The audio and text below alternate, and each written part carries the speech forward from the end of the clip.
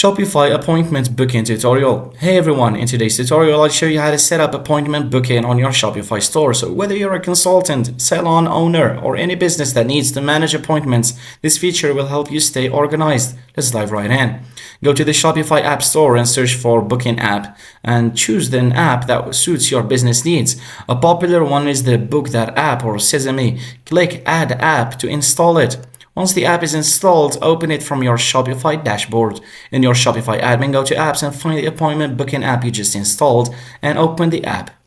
In the app settings, create different types of appointments. For example, you could set up a consultation or service appointments, and you can define the duration, price, and other details for each type.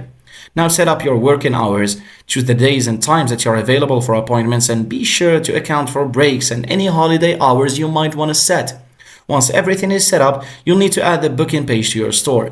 You can add it as a page or even integrate it directly into the checkout process. Depending on the app you chose, the app will generate a unique booking link for your customers. Test the booking process before you go live, and now you can start accepting appointments. Thanks for watching.